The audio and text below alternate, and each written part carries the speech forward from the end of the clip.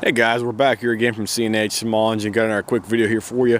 We had a guy here, he wanted his machine picked up, and we decided to pick it up and check it out for him because he kept on claiming the machine was banging and clanging from the engine. The actual man who owns the machine was senile, and we had his son we had to talk to his son because unfortunately when we picked the machine up at the old man's house, the guy was not making any sense. We had to talk to his son about the machine's problems because the father of the guy, he was senile. I think he has Alzheimer's, and he was basically telling us stuff that did not make any sense. He was pointing at the engine block, telling us his son replaced it and stuff like that, and it simply did not make any sense because we told him, sir, if your son replaced the engine and anything else, your engine shouldn't be making any kind of loud banging sounds and stuff like that. If the guy did it, you know, like 3 or 4 months ago, because the old guy was making all kind of weird claims, so we had to check the machine out for him over here. What we have here is the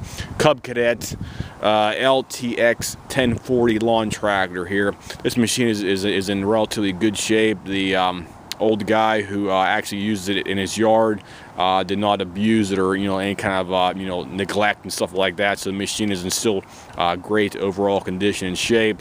He does keep it in a he keeps it in his garage because he has a small, I think a 2 or 3 it's some kind of a small room underneath his garage because where he keeps it, it's in like a partial basement area. I really don't know what else to call it because he has 2 doors to swing out, and he simply just pushes it in there, and it's kept in there. A couple other lawn equipment as well too. So the machine looks good, and it runs good now. After we did the repairs on here, I'll give you a listing of everything we did to it. This engine has the Kohler Courage engine on here. It's the Kohler Courage 19 horsepower one. This is the SV591 engine specifically on this one with the twin cam. I call this the Kohler Courage engine because you have to have a lot of courage to buy it, because unfortunately we've seen at least, I'd say about 4 or 5 of these engines in the past year have cracks in the side of the casing on here, and this guy's machine, he was having hard starting problems, and the machine was making a lot of banging, clang noises on here. And we find over here, it looked like somebody may have been repairing it, before us over here. And the engine mounting bolts, guys, you have to be, I recommend checking the engine mounting bolts at least once a season out there, because these bolts right here, you have 1, 2, I think you have about 4 of them on this machine here. I really can't remember how many, but I believe there's 4 of them on here, because the front 2 were totally missing on there, and the back ones were extremely loose. They were basically working their ways up by the hole on there.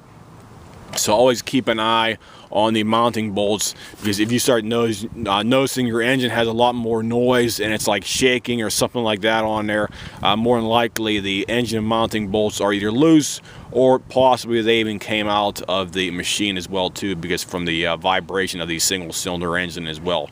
We also had to do a tune-up on here. I got a brand new filter on here. We do recommend installing only OEM filters on here, because we have to provide a warranty for a customer's job, and the only way we can really do that, legitimately, is by putting OEM parts on a job. Because if we try to put some kind of a cheap Chinese knockoff part on her, there's a high likelihood they may call you back in the future. So in order to cover your butt, it's always a good idea to use OEM parts and install OEM filters, OEM fuel filters down here as well too. There's the OEM fuel filter from Kohler, and he also needed a new carb assembly on this one. I can't really show it to you right now because the cover's on it right now, because we're getting ready to take it back to the customer. So this is a quick video after we did the repairs for the job. Here's the engine's specific spec number right here as well too. SV591 3212 with a serial number starting with 440 on there as well too, guys. There's your information for the engine. And good thing about these Cub Cadets and stuff like that is they have the information for your typical routine maintenance. You have this rectangular shaped tag underneath the right hand side of the hood right here, and has your information for your machine's model number, LTX1040, plus you have all the common parts, accessories, stuff like that, and even your belt routing from the manufacturer, which is Cub Cadet right here as well too, guys. You have all the information right there. item number, part numbers, all that good stuff, the actual common parts listing, so you have everything you need right there specifically for your one specific machine's needs and requirements. So that's everything right there for that. I'll go ahead to the other side here.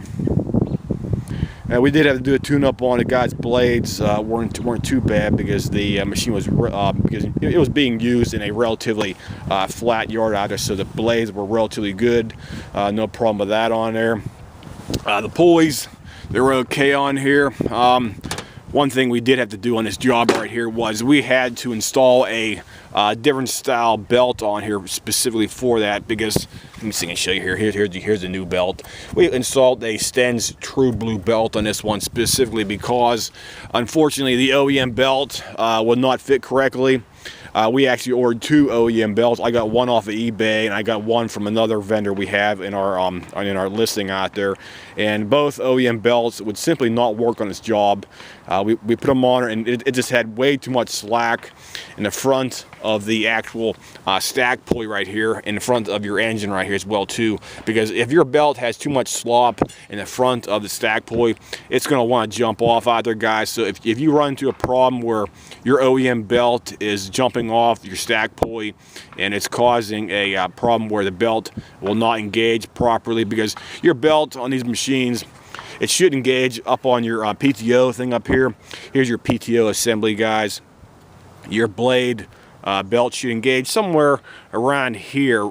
I mean, I'd say between like around 3 and 4 o'clock, or basically 3 or 4 on the actual numbers right here.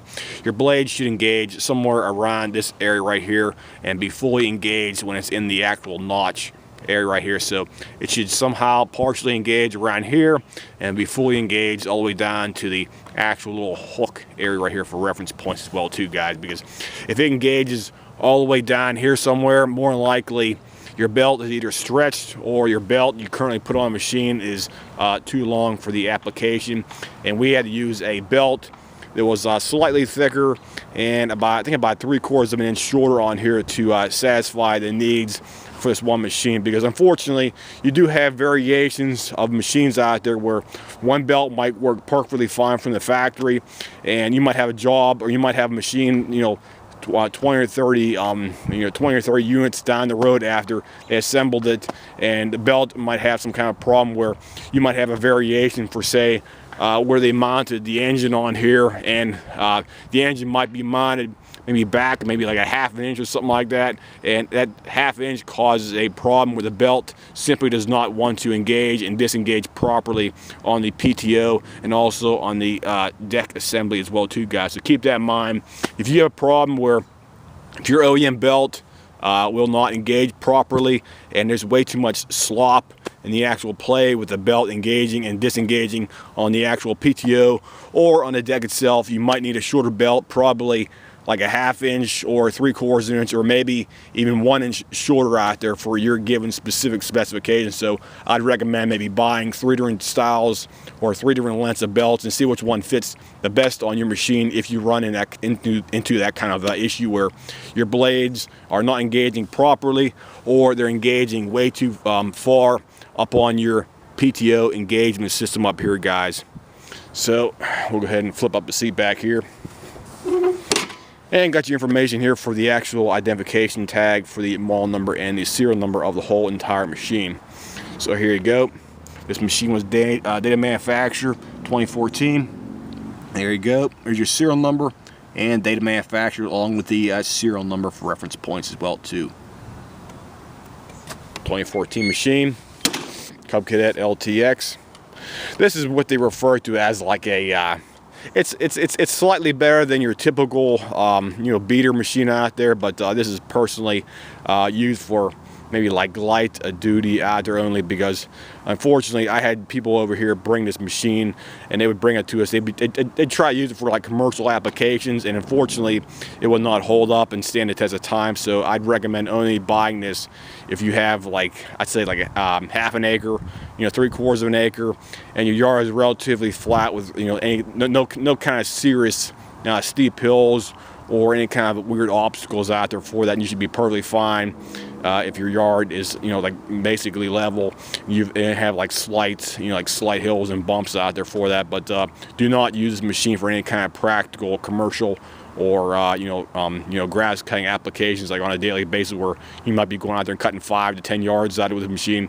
It simply will not hold up and stand the test of time, guys, for that. So we'll go ahead and fire it up here for you. You can see it running. The engine does sound okay for us over here. It doesn't have any kind of weird knocking or anything else like that. So we'll go ahead and give it a start. Fires right up, one pull, no problem. Go ahead and put the brake on here. You can hear it running over here for that. Nice and smooth. We'll go ahead and gun the engine up a little bit. We'll do that right now. Here's choke. Here's low speed.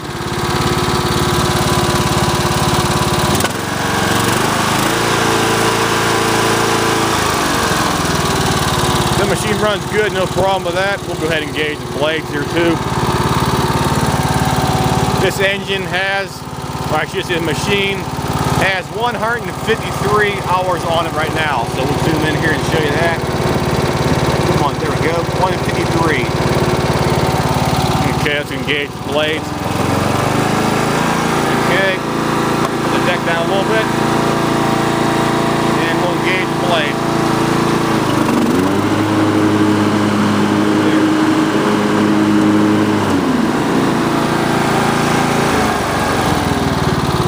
And as you've seen right there, the blades engaged right around 3 o'clock, 4 o'clock here. They're engaging right about there. So that's the sweet spot when you want to have the blades to engage on your deck assembly center for that. Between 3 and 4 o'clock, if your blades engage up here somewhere, your belt is either too long, it's being burned up, or it's possibly stretched.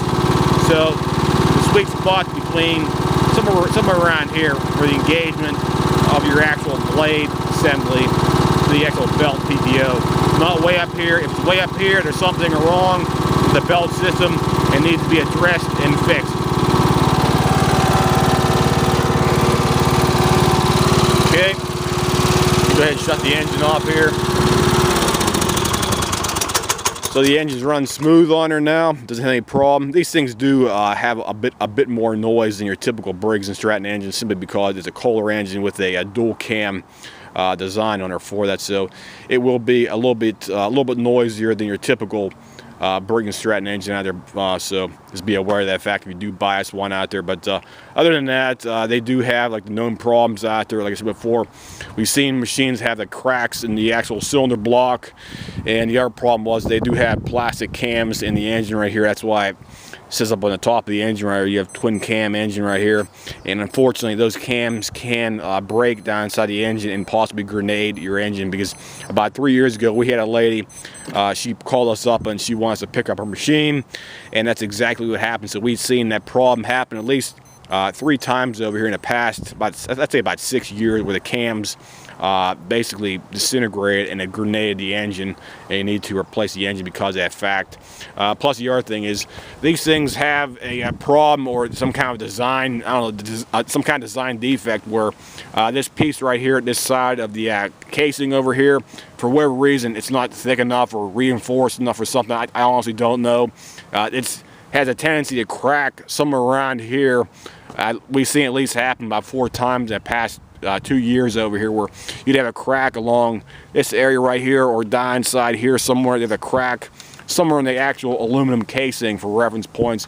I don't know if it's because the person either ran it low on oil, did some kind of a weird you know, overgunned the machine out there, but they do seem to have a problem where the casing may develop a crack somewhere along here or on the side of the casing right here. So just be aware of that fact if you do purchase a machine with this style of engine.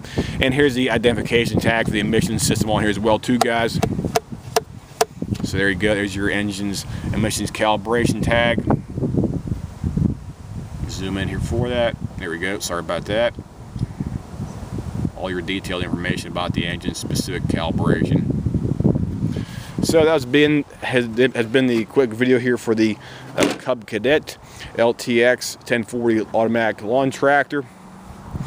This one has the variable belt drive on it. It does not have a hydrostatic transmission on here. It just has a variable belt drive where you have 2 belts. You have the one from the engine PTO, goes back to transmission. Your transmission has a separate pulley on it that varies the length of the belt right there for reference. So if anybody has any comments, questions, whatnot about this machine, feel free to leave me a message, and I'll try to get back to you as soon as possible, some kind of a basic help or troubleshooting you may have with your machine. I'll see you guys. Have a nice day.